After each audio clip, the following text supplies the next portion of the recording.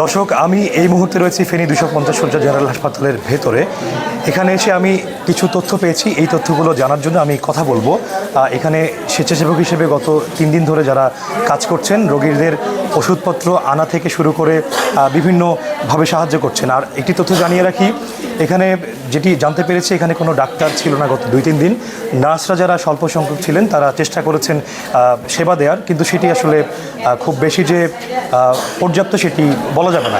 আমি একজন স্বেচ্ছাসেবীর সাথে কথা বলবো। আপনি গত 3 দিন এখানে আছেন, আপনি কি দেখেছেন এখানকার চিত্র? এখানের অবস্থা হচ্ছে যে এই গত 3 দিন ধরে শুধুমাত্র কালকে পর্যন্ত এবং আজকে সকাল পর্যন্ত বলতে গেলে 2জন নার্স এবং 2জন ইন্টার্ন ডক্টরের মাধ্যমে চিকিৎসা সেবা চলতেছিল।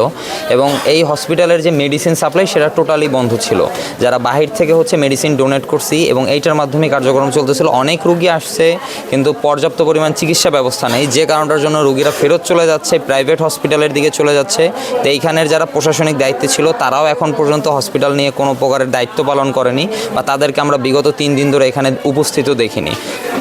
আপনাকে ধন্যবাদ। আমি একজন আপনি কখন এসেছেন হাসপাতালে চিকিৎসা সেবা নিতে? আমি আজকে আসছি 17 দিন 17 দিন আইসি। এখন মানে ওই এনে ড্রেসিং চলের ডাক্তারের ড্রেসিং চলে, ইংরেশন ওদের বড় ডাক্তার আসেন না, কি এইভাবে। আর আমরা সব ডাক্তার না আসার কারণে আপনারা কি সমস্যায় ভুগছেন? অবশ্যই।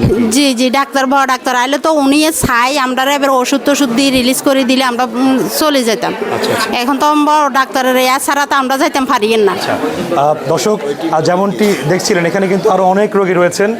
একটা স্যাঁতস্যাঁতে পরিবেশ, যেহেতু নিচে এখনও পানি, স্যাঁতস্যাঁতে পরিবেশ, বিদ্যুৎ নেই এবং খাবারের জোগান নেই, এখানে ওষুধপত্র নেই। সব কিছু মিলিয়ে আসলে একটা মানবেতর জীবনযাপন করছেন যারা রোগী নিয়ে এসেছেন, বরঞ্চ তারা আরও বেশি অসুস্থ হয়ে পড়ছেন।